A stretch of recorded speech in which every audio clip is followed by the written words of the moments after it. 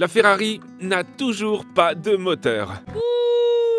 Et voici la boîte de vitesse. Mais malheureusement, j'ai deux boîtes de vitesse.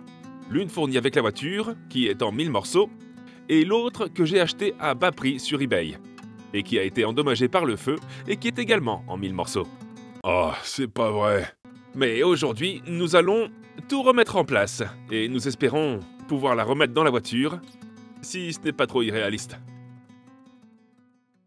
C'est donc là que les choses deviennent un peu difficiles, car tout ce que nous avons mis en place maintenant nous a permis de finir le moteur. Nous l'avons démonté et remonté, mais ce qui se passe à partir de maintenant sont des choses auxquelles nous ne sommes pas du tout habitués. Nous nous basons sur des diagrammes, nous essayons de déterminer ce qu'il faut mettre ici, puis le pli du collecteur d'admission, mais pour l'instant, je pense qu'il faut continuer à construire ce que nous pouvons dans cette section centrale que vous voyez là.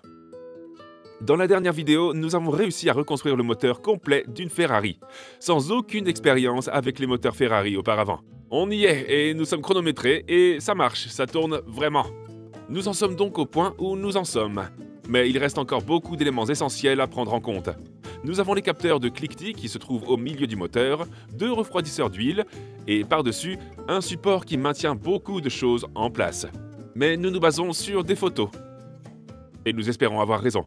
Je pense que la prochaine étape consistera à installer tous les accessoires. Si on place ce moteur comme il le sera dans la voiture, on remarque que la courroie et tout le reste se trouvent à l'avant du moteur.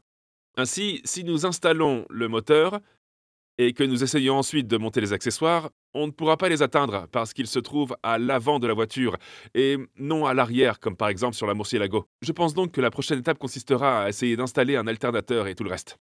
Et essayons ça. La première chose est... Ah, j'ai mis mon genou sur ça.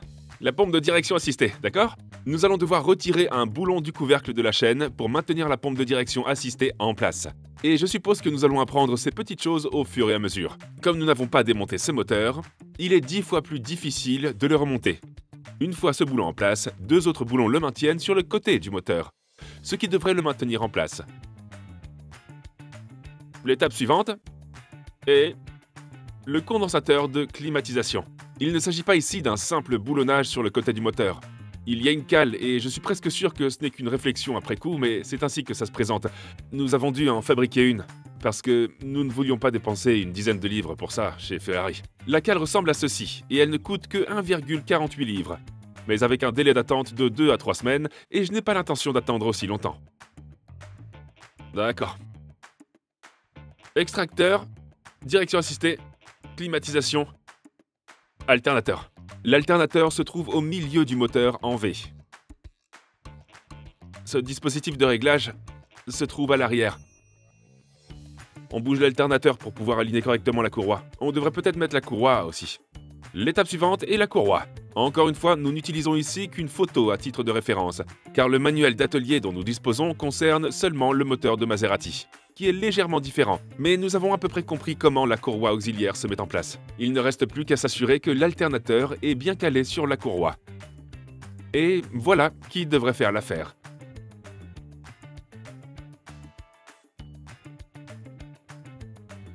Tony Armstrong en direct de l'unité de Matt Armstrong. Aujourd'hui, nous reconstruisons la Ferrari.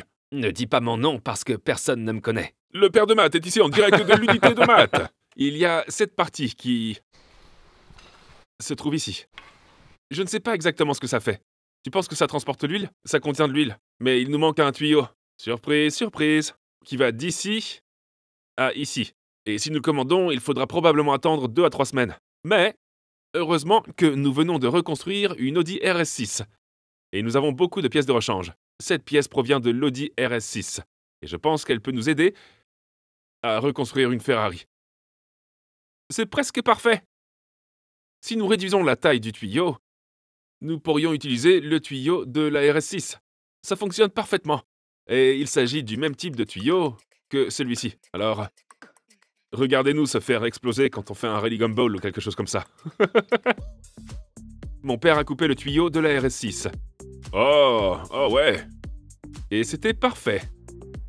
Il faut parfois savoir improviser. C'est soit cela, soit attendre des semaines la nouvelle pièce, et probablement payer plus cher que prévu à cause des prix de Ferrari. La prochaine chose à faire est le collecteur d'admission. On dirait que c'est pas censé aller là-dessus, non? Non, pas du tout. Ce moteur est doté d'un système d'injection par port, ce qui signifie que les injecteurs de carburant se trouvent dans le collecteur d'admission et que le carburant est injecté avant la chambre de combustion. Le mélange air-carburant se fait donc avant d'entrer dans la chambre de combustion, contrairement à l'injection directe qui est injectée directement dans la chambre de combustion. Ces deux méthodes présentent des avantages et des inconvénients. Mais pour l'instant, nous nous contentons de nous préoccuper de l'injection par port, car c'est ce qui nous concerne. Mon père applique de la graisse de silicone sur les joints des injecteurs et les met en place dans le collecteur d'admission. Et comme la Ferrari a un V8, il y a un injecteur pour chaque cylindre, ce qui signifie qu'il y a 8 injecteurs. Quant à moi, je m'occupe de l'autre côté.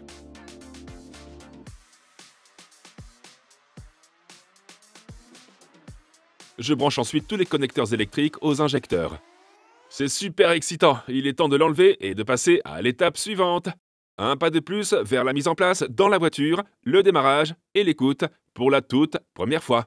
Pourquoi tu parles comme ça? Ce que nous essayons de faire maintenant, c'est de le suspendre pour pouvoir passer de ce côté, car il est temps de passer à l'embrayage et au volant d'inertie. Oh!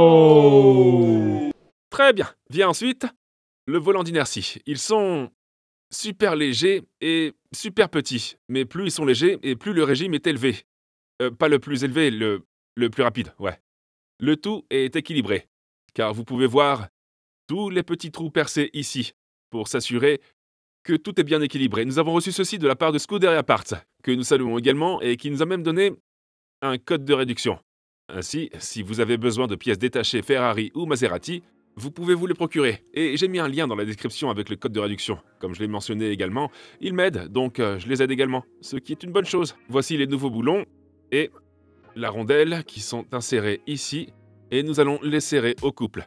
Les boulons du volant moteur doivent être serrés en forme d'étoile, pour s'assurer qu'il est uniformément pressé sur le côté du moteur. Voici donc un embrayage à 2 disques, avec un disque d'embrayage ici, et un autre disque d'embrayage là. Et je suppose que c'est pour que les changements de vitesse soient plus souples. Les boulons de l'embrayage sont tout neufs, et nous y appliquons un peu de Loctite. D'accord, donc il y a une ligne. Nous supposons que cette ligne s'aligne sur elle, car c'est ce à quoi elle est équilibrée. Exact. Une fois l'embrayage aligné avec le volant moteur, nous pouvons boulonner le tout, et serrer tous les boulons au couple, bien sûr.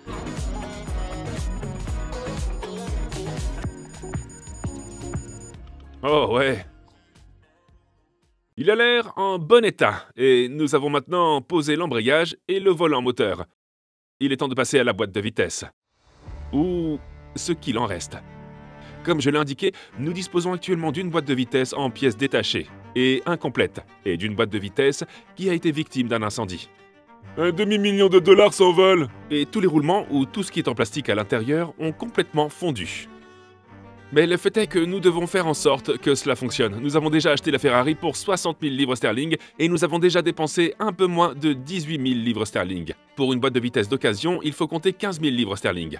Ce qui alourdit considérablement le budget de construction. Et une F430 manuelle se vend actuellement aux alentours de 100 000 livres sterling. Si nous parvenons à faire fonctionner cette boîte de vitesse et ce moteur, nous sommes sur la bonne voie, car il s'agit d'un exemple très propre d'une 430. Lorsque je l'ai vérifié sur Car Vertical, je pouvais littéralement voir toutes les cases cochées en vert. Elle n'a jamais été déclarée volée, elle n'a jamais subi de réduction de kilométrage, elle n'a pas de crédit en cours et elle n'a jamais été déclarée comme ayant été victime d'un accident. Et Car Vertical estime le prix moyen de cette voiture à 126 000 livres sterling. Je peux même voir ici les relevés de kilométrage, et ils concordent tous. Les dernières données étaient de 50 000 km. C'est à peu près ce que cette voiture a fait. Je vous conseille d'utiliser Car Vertical avant d'acheter une voiture. Regardez cette Maserati que j'ai examinée ici. Un voyant orange indique qu'elle a été impliquée dans un accident, et si vous faites défiler l'écran vers le bas, vous verrez les photos de la voiture vendue aux enchères sur le site de vente aux enchères de voitures accidentées. Vous l'aurez compris, Car Vertical est indispensable avant de débourser de l'argent pour vérifier votre voiture, celle d'un ami ou celle que vous êtes potentiellement sur le point d'acheter. Cliquez sur le lien dans la description ci-dessous et utilisez mon code à l'écran pour économiser un peu d'argent sur votre prochain achat. Faisons cette boîte de vitesse. Sur le côté droit se trouve la boîte de vitesse que j'ai achetée sur eBay pour 4 000 livres sterling et à ma gauche, se trouve la boîte de vitesse que nous avons reçue avec la voiture ou ce qu'il reste, et elle a été mise en pièces parce qu'il y avait quelque chose qui n'allait pas. Maintenant, tout ce qui se trouve de ce côté est complètement brûlé, et il y a des tas de petits roulements qui ont complètement fondu. Et même si vous regardez dans le boîtier, il est entièrement noir. Et il y a des tas de petits roulements qui ont pris feu. Je pense donc que notre plan est d'utiliser le boîtier d'origine et d'essayer de faire une boîte de vitesse à partir de 2 mauvaises. Nous y voilà. Il y a 2 arbres dans une boîte de vitesse, mais nous y reviendrons un peu plus tard. Pour l'instant, nous examinons l'arbre secondaire qui sort de la boîte de vitesse endommagée par l'incendie et celui-ci qui est celui qui a été livré avec la voiture. Si vous regardez celui qui a été livré avec la voiture, l'engrenage à l'extrémité semble lisse et arrondi, et nous pensons qu'il est usé. Mais le palier situé au-dessus semble en assez bon état. Alors que si vous regardez celui qui a été endommagé par l'incendie, les engrenages ont l'air bien aiguisés. Nous allons donc utiliser cet arbre, mais retirer le roulement de celui que nous avons reçu avec la voiture et le mettre sur celui qui a été endommagé par l'incendie, si ça a du sens. Nous sommes également dans l'atelier de Dave DTB, ce qui explique qu'il n'y ait personne à l'arrière-plan. Nous avons également Nick et Dave avec la presse à roulement. Ferrari 430, comment se fait-il que t'en aies une ici? Tous les roulements doivent être pressés sur l'arbre. Et nous avons besoin d'une presse à roulement assez puissante, alors merci Dave. Une fois que Dave l'a enfoncé à l'aide d'un outil spécial Ferrari, nous pouvons commencer à assembler le reste des pièces qui vont sur l'arbre. Comme mon père a démonté la boîte de vitesse brûlée, il sait comment cet arbre doit être remonté, et s'en sert presque comme référence. Si un roulement n'était pas suffisant, il faut en ajouter un autre. Nous utilisons tous les roulements de celui que nous avons reçu avec la voiture, parce qu'ils ont l'air en bon état, voire neufs. Puis pour maintenir le tout, nous mettons un peu de Loctite et une bague de verrouillage sur le dessus, qui, nous le supposons, doit être serré au couple, selon une spécification top secrète qu'il va falloir élucider. T'as respecté la spécification de couple appropriée? Bien sûr. Ouais! Il ne reste plus qu'1 million de vitesses à assembler. Ensuite, nous pouvons commencer à monter les engrenages. Nous allons utiliser le prochain rapport de la boîte de vitesse endommagée par l'incendie parce qu'il manquait ce rapport dans la boîte de vitesse fournie avec la voiture. Mais pour le reste, nous utiliserons les engrenages fournis avec la voiture car ils sont tous en bon état. Encore une fois, ces 2 engrenages doivent être pressés sur l'arbre car ils vont tourner avec lui. Ok, voici l'arbre que nous venons de réaliser. Celui-ci est celui qui a été brûlé et dont les roulements ont fondu. Et celui-là est l'arbre secondaire, qui se raccorde à celui-ci, comme si c'était un vélo. Et celui-ci est l'arbre de la boîte de vitesse que nous avons reçu avec la voiture. Nous devons faire en sorte que cela ressemble à ceci, pour ensuite pouvoir l'installer dans ce logement là-bas. Ah, et si vous nous avez perdus, soyez indulgents. Nous essayons maintenant d'éviter d'utiliser quoi que ce soit de la boîte de vitesse brûlée. Je regarde donc les engrenages que nous avons reçus avec la voiture pour essayer de construire l'arbre primaire exactement comme celui qui est sorti de la boîte de vitesse brûlée. L'arbre primaire est celui qui est entraîné par le moteur, celui du haut dans le schéma, et l'arbre secondaire est celui qui transmet la puissance aux roues. Ils sont en quelque sorte liés les uns aux autres, mais tout doit être parfait, et si un élément manque d'1 millimètre seulement, c'est toute la boîte de vitesse qui risque de ne pas fonctionner. En ce moment, mon père construit l'arbre primaire, celui qui tourne constamment avec le moteur, comme je le mentionnais. Et nous utilisons l'arbre primaire de la boîte de vitesse brûlée comme référence pour le remontage. Pour l'instant, les choses se présentent plutôt bien, car il semble que nous ayons tous les rouages et toutes les pièces nécessaires pour que l'arbre soit complet. C'est tout, n'est-ce pas? Il est composé d'un grand nombre de roulements, de cales et d'entretoises. C'est irréel. C'est un travail si complexe. Ok, nous pensons que cet arbre est terminé et que tout est en ordre. Nous allons maintenant le placer à l'intérieur de la boîte. Voici donc le boîtier de celui que nous avons reçu avec la voiture. Il s'agit d'une fourche de sélection qui vous permet de sélectionner les vitesses. Il s'enclenchera donc dans l'engrenage et le bloquera en place. Je ne sais pas exactement comment ça fonctionne. Je pense que personne ne sait vraiment comment ça fonctionne. Non, personne. Personne ne sait. Au moins, on essaye. Au moins, on tente notre chance. Et si ça fonctionne pas, on apprendra. Et on continuera à le faire jusqu'à ce que ça fonctionne. À l'intérieur de la boîte se trouvent d'autres roulements et une entretoise. Nous espérons que tout cela fonctionnera. C'est comme ça qu'ils ont procédé chez Ferrari. Les 2 arbres se rejoignent. Ils sont liés. Voilà. Il leur a fallu un peu de persuasion, pour se mettre en place. Ce que j'ai fait avec élégance. Insérer, insérer, insérer. Vas-y, défoule-toi. Ferrari, Ferrari, Ferrari, Ferrari. Une fois que les deux arbres reposent dans la boîte de vitesse, nous pouvons continuer à les construire, avec encore plus de vitesse et les fourchettes de sélection. Et nous savons que nous faisons bien les choses à la minute où nous voyons que toutes les fourchettes de sélection sont alignées. Ces fourchettes coulissent vers l'avant et vers l'arrière pour bloquer la voiture avec vitesse enclenchée ou vitesse déclenchée. Vous pouvez voir comment cela fonctionne ici, mais c'est encore assez complexe. Ça promet. C'est prometteur. Mon père a démonté le filtre de la boîte de vitesse et il était complètement encrassé. Nous ne connaissons toujours pas la véritable raison pour laquelle la boîte de vitesse d'origine a été démontée. Mais à en juger par tout le métal sur le filtre, cela ne s'annonçait pas bien. Mais tout ce qui a été remis dans la boîte semble maintenant en bon état. Les dernières touches ont été apportées par Dave. T'as besoin de ça?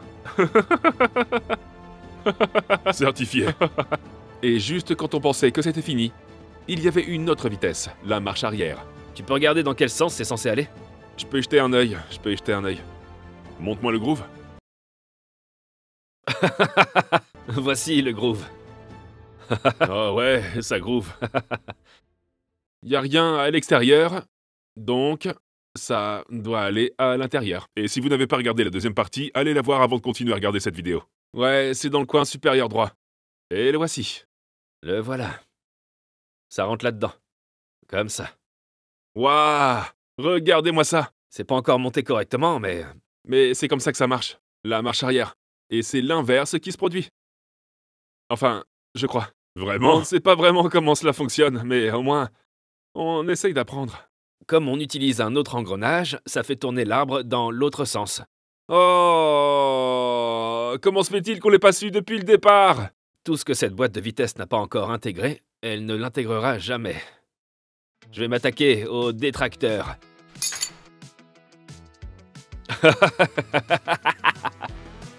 Passons maintenant aux dernières pièces de la boîte de vitesse. Après avoir passé tant de temps à travailler sur la façon dont cette scène a été reconstituée et si elle fonctionne réellement, c'est un véritable exploit. Il faut donc reconstruire non seulement le moteur, mais aussi la boîte de vitesse. Il n'y a pas que le moteur et la boîte de vitesse qu'il faut reconstruire. Il y a autre chose. Il semblerait que la boîte de vitesse soit désormais d'un seul tenant.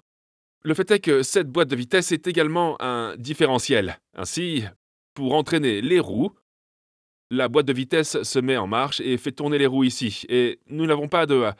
Oh, regardez, je viens de remarquer que quelque chose s'est coincé ici. Donc, on a besoin d'un différentiel. Et si on vient ici, nous avons un différentiel complètement brûlé. Et ici, un différentiel en plusieurs morceaux. Donc le prochain job est de le démonter et de le reconstruire.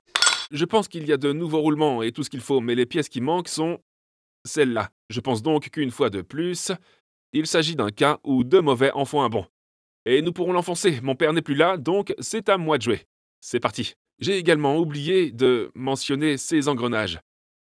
Je pense qu'il s'agit peut-être du pignon. Ils vont donc rencontrer les dents qui se trouvent ici, à l'intérieur. Nous nous assurons donc que nous avons utilisé les dents de la boîte de vitesse brûlée avec les dents de la boîte de vitesse brûlée ici.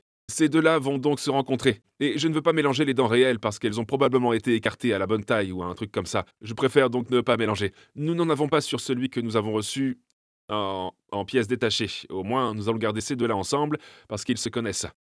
Ils ont déjà été assemblés. C'est parti. Voici un différentiel brûlé, qui est complet, et un différentiel incomplet, qui n'a pas été brûlé. C'est l'arbre secondaire qui va faire tourner le différentiel. Je suis donc en train de démonter le différentiel brûlé, et je vais utiliser tous les éléments et toutes les bonnes pièces du bon différentiel pour le reconstruire. Ok. Après en avoir démonté un, je m'apprête maintenant à remonter celui-ci. Je n'ai aucune idée de ce qu'ils font ou de ce qu'ils sont censés faire. J'en ai vraiment aucune idée. Donc ça se met dans ce sens, n'est-ce pas? Donc ici, nous avons ce qui ressemble à un plateau d'embrayage, à l'intérieur du différentiel. Tu crois qu'il faut que je le mette d'une certaine façon? J'y ai pensé tout à l'heure, mais je pense qu'ils sont régulièrement espacés. Ouais, il n'y a pas vraiment de sens. Ok, donc ça c'est fait. Beaucoup de gens vont dire Ah, tu peux pas faire ça, tu peux pas faire ça. Mais il ne faut pas se moquer de quelqu'un qui essaie. Parce que c'est ce que nous faisons. Et si ça marche pas, c'est pas grave, parce que c'est ma voiture. Et si je la casse, ce n'est que mon problème. Vous inquiétez pas. Tous ceux qui disent tu ne peux pas faire ça, eh bien, j'essaye. D'accord? Vas-y, voilà. Et essayez. Maintenant, je frappe sur l'engrenage brûlé sur le bon différentiel. Et tout s'aligne assez bien. Nous allons mettre de la Loctite sur les boulons. Et encore une fois, nous n'avons aucun moyen de trouver les spécifications de couple pour ce différentiel. Nous les avons à peine trouvées pour le moteur. Nous allons donc nous assurer qu'ils sont tous serrés uniformément. C'est le mieux que nous puissions faire. S'agit-il d'une recette pour un désastre? Je suppose que nous le découvrirons lorsque nous démarrerons enfin la voiture et que nous essaierons de la conduire. L'étape suivante est le grand roulement extérieur. Je dois frapper avec un morceau de bois car Dave a fermé son atelier et nous ne pouvons plus sceller sa presse à roulement. Mais le morceau de bois a fait l'affaire. Ensuite, c'est l'enveloppe extérieure et tous les roulements sont neufs. Ce qui nous donne de bonnes perspectives à ce stade. J'exerce un peu de pression sur le dessus. Puis les cales. Plus de roulements à rouleau. Il s'agit des roulements à rouleau de la boîte de vitesse brûlée. Je vais donc les échanger avec la boîte de vitesse non brûlée et les mettre en place. D'autres cales ont été ajoutées, puis le tout a été maintenu par un clip en C.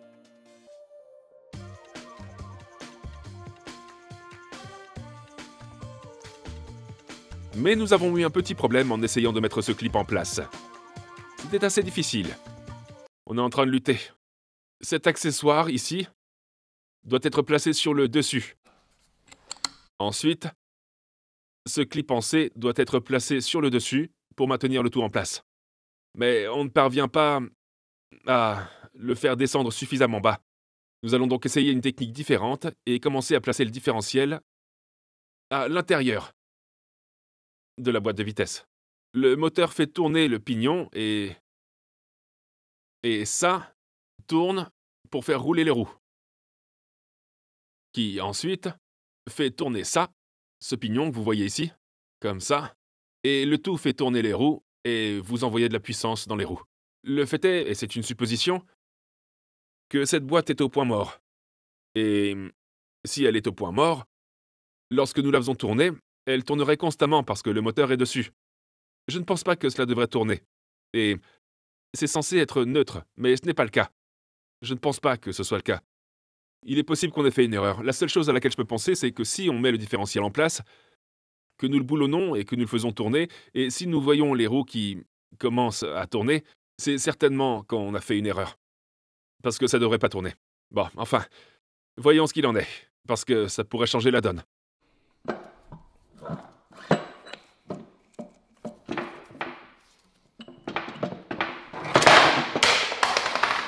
Il est bien rentré à l'intérieur maintenant. Ouais. Ah! Ah, il tourne pas. Non, ça tourne pas. Tu penses que t'as besoin d'un peu de pression, un peu de résistance? La seule façon de le savoir, c'est de mettre ce boîtier. Ouais. Et d'enclencher la vitesse et de voir s'il tourne. Personne ne va... Si vous comprenez ce qui se passe, bravo à vous d'être arrivé jusqu'ici, parce que c'est pas mon cas. Il s'en est fallu de peu pour que nous sachions si cette boîte de vitesse a été construite dans les règles de l'art et si tout fonctionne. Nous devrions pouvoir faire tourner l'arbre primaire sans que les roues ne tournent lorsqu'il est au point mort. Ce que j'ai remarqué, c'est qu'il tourne toujours. Nous verrons bien si ça fonctionne.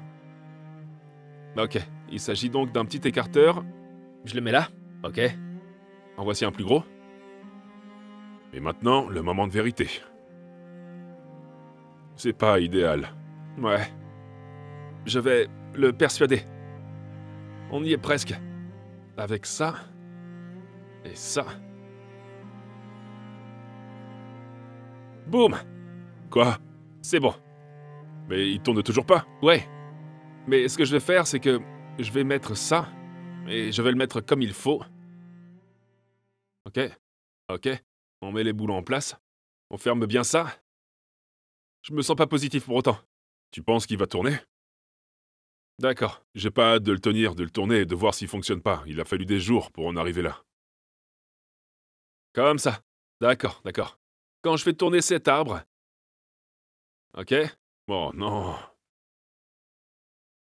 C'est neutre. C'est neutre à 100%. Attends, ça fonctionne, ça fonctionne, ça fonctionne. Attends, laisse-moi tenir cette extrémité. Ah non, ça fonctionne pas. Non. Quelque chose ne va pas, il doit être bloqué en vitesse. Imaginez qu'on soit au point mort et que vous poussiez la voiture vers l'avant. Eh bien, elle ne devrait pas tourner, ça reviendrait à faire tourner le moteur. Et regardez, je tourne les roues vers l'avant et vous voyez que ça fait tourner le moteur. Donc on est coincé en vitesse. Tous ces sélecteurs se trouvent au milieu. Ok, là on est en vitesse. Ouais, mais j'arrive pas à faire demi-tour, c'est bizarre. Il se peut qu'on ait mis une mauvaise entretoise, que l'espacement soit légèrement erroné et qu'il s'accroche. Si vous avez une idée, faites-la moi savoir dans la section des commentaires. Si c'est pas le cas, ne commentez pas, vous êtes comme moi. Attendez, véritable retournement de situation. Nous pensons que ça fonctionne. En fait, ça fonctionne. Il y a ce qu'on appelle le frottement de la boîte de vitesse. Il est évident qu'il n'y a pas d'huile dans la boîte de vitesse et que ça va la faire frotter un peu au point mort. Mais regardez ça, on peut vraiment le faire tourner. Anna va le tenir. Elle va maintenir les arbres de transmission en place. Et je vais faire tourner le moteur. Nous y voilà. Ouais, regardez, ça tourne. Et ça fonctionne, il y a beaucoup de traînées. Mais là encore, il n'y a pas d'huile à l'intérieur. Ça fonctionne! Merci beaucoup d'avoir regardé cette vidéo. Si vous l'avez appréciée, abonnez-vous et donnez-moi un like. Et je vous donne rendez-vous dans la prochaine vidéo. Peace out. Qu'est-ce qui se passe avec celui-là? Pourquoi il manque des éléments? C'est exact. Like a drug that I just can't deny, giving me the best time.